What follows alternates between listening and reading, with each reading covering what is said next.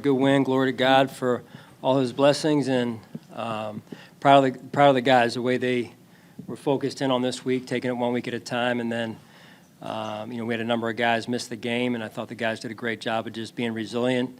The guys that were called upon to play were prepared and did a good job there. So good to play at home.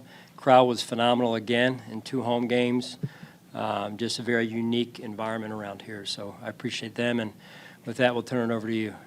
John, can you speak to the, you mentioned the guys stepping up. You were down a lot of players today. Yeah. The young kids, like Kaiir, for instance, and a couple others. If you just speak to those guys being, like you said, kind of ready to go and contributing. Yeah, you don't take that for granted. I thought it takes 2. It takes the player and it takes the coach to get them ready to go. And whether it was Kaiir, I'm going to leave some names out. Kaiir, Isaiah Hodgins out there, Tanner Gentry, Q Morris out there making some plays. I thought the line did a good job. I know I'm jumping around here topic-wise, but the line did a good job helping us run the football.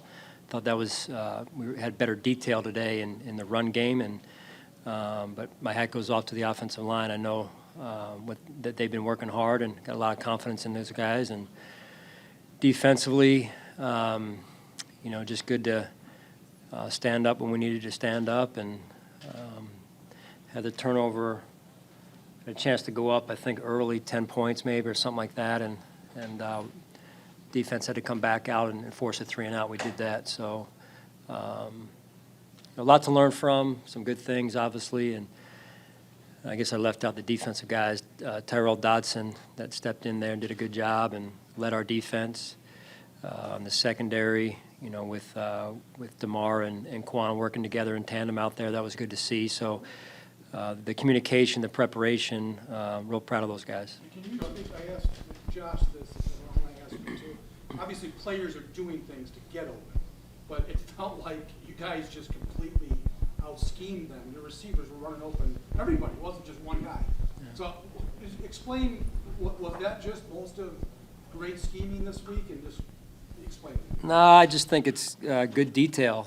We harped on the detail during the week, and it paid off in the execution, and that's what you got to do, is you got to have the detail in order to execute, and I thought we executed at a high level when we needed to, which was good to see. Sean, Josh talked about how, I think it was during the walkthrough, he said he kind of saw the way Gabe was moving, and he had a sense of the fact that he was back to close to 100% off that ankle. Did you have that sense, and did you figure he might factor into the game the way he did? Well, I thought, the last 2 weeks, I know a lot's been talked about Gabe, and he's been pushing through. It's real easy not to push through, but he put the team first, even though he wasn't 100%. And then I just think his process this week in particular really showed, and he got himself exactly where he needed to be to have the game he did, and that's because of what he did during the week.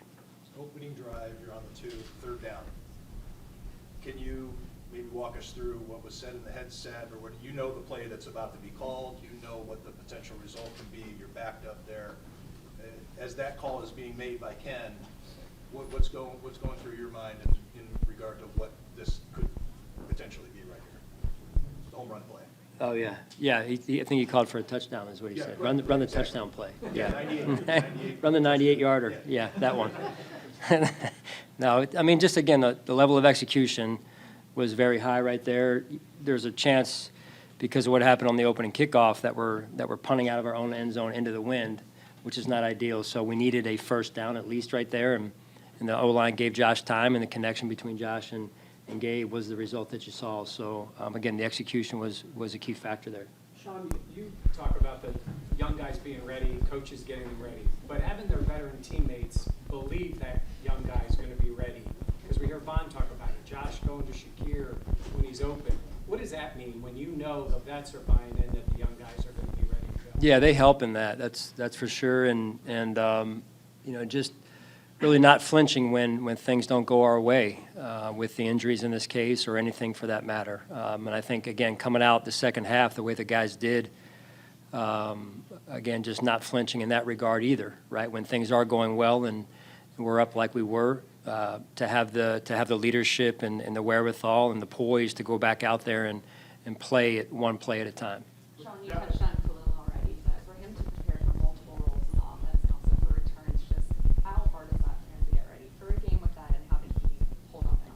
Yeah, again, very poised young man, very mature for a rookie in particular. So I think it really goes back to his process, the way he prepares, the way he's humble. And Josh does a great job, too, of just leading that offense, whether it be, starting with walkthroughs, meetings, and getting them in the right mindset, the right frame of mind, Steph as well, and Mitch up front, to execute. And that's what it really takes is that week process, that day-to-day focus in order to get the result that we had today. To kind of pick up on that, Sean, I mean, Vaughn was emphatic about this, but kind of listening to your response here, the poise to kind of keep the foot on the gas in a game that you're well in control of. Vaughn said, well, whether you're down 17 points to Baltimore or you're in the position you're in today, he called it don't blink. And I guess, do you view it that way, that mindset that your team has, and to what degree do you find that player-driven versus a message that you have? Oh, 100% player-driven. Yeah, 100% player-driven. It's got to start with the leaders in the locker room and Vaughn and the names I've mentioned, Josh, our captain group, and many more do a really good job of leading that. So I think that's a good thread in our DNA. It seems like they maybe were targeting Kaiir a little bit early. How is that some of the rookie growing pains that he's just going to have to get through, and then what can he take away from that interception that he got there at the end of the first half? Yeah, there's a lot of things we can take away from this game. It wasn't all positive, so we'll continue to work. Kaiir will continue to work, and we got to make sure we're putting players in position to be successful, and I think we are at times. But there's times we can do a better job too, and Kaiir will continue to learn. There's things we'll go back and watch. I know the guys in that locker room, the coaches as well, feel like, hey, there's some more left on the table that we got to go back to work and make the adjustments that we need to make, Jay, more than anything. And I think same with Kaiir in this case. Run defense, I know you always like it with the defense, a little bit nasty too. They look like angry tacklers today in the run D in particular. What's your assessment of the top three run defense coming in today and they hold them to 43 yards? Yeah, I mean, it's a team effort, right? And Leslie did a good job on the defensive staff, getting them through practice, giving them the looks they needed to see, the looks we were anticipating, and then adjusting through the game too, because they made some hay early, I think on the first drive, and then I thought the press box communication down to the field was phenomenal, on both sides of the ball. So that's important, and the players executed. I mean, you got to be able to win at the line of scrimmage, and I thought we did a good job of that, and it took some pressure off of us in other areas. Sean, to follow up a little bit on what Jay was asking about with Kaiir, just talking to him in the locker room, you had no idea that you guys won by 35 and he had his first career interception because he just said, I'm way better than what I should have today. Yeah. What have you seen from his makeup, that side of things? Yeah, well, it's important to him, and he takes it to heart, which is all a good thing. I think part of his learning will be just trying to unplug a little bit once in a while and enjoy a win like this because it's hard to win. But I really appreciate how much pride he takes in doing his job and doing his job right and at a high level. We'll just continue to work with him, and we'll grow, and he'll grow, and we'll just keep taking it 1 week at a time here. Going back to your effort defending against the run, you had Ed Oliver and Jordan Phillips return today. How much did they factor into that effort, and what did you see from them? How did they come out of the game? You saw Jordan go down with an injury briefly. Yeah, I don't know the extent of that injury right now. I'll find out a little bit more here in a few minutes when I'm done here. And again, just good to have those guys back out there. We've missed them for, I think, Ed since the first game and Jordan the last couple of weeks here. But really appreciate the way players have stepped in. And then the added load that was on Daquan Jones, Tim Settle, really appreciate the way those guys have stepped up. We had asked James for a few weeks of just getting him more involved and navigating those early season games. So what did it do for him to get that touchdown today? What did you see on that play? Yeah, I think it was a good read by him, good cut.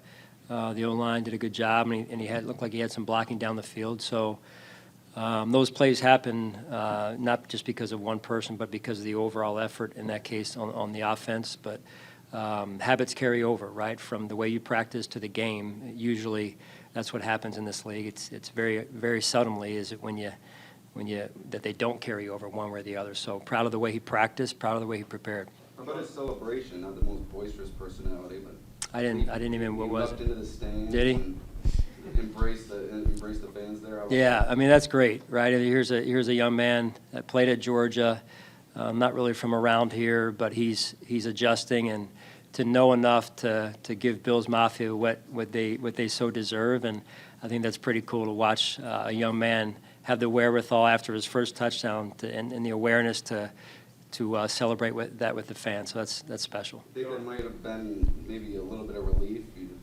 Some struggles in the early going for him and breaking through like that in this game?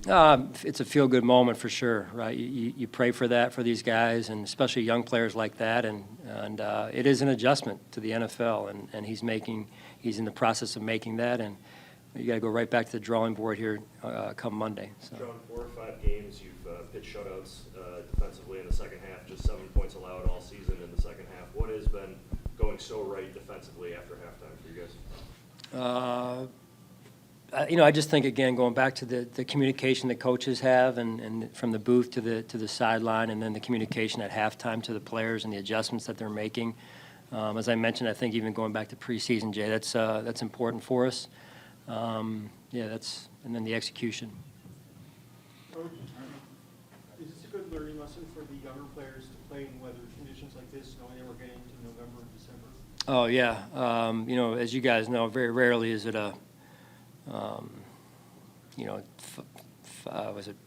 is the wind a 5-mile-per-hour wind here.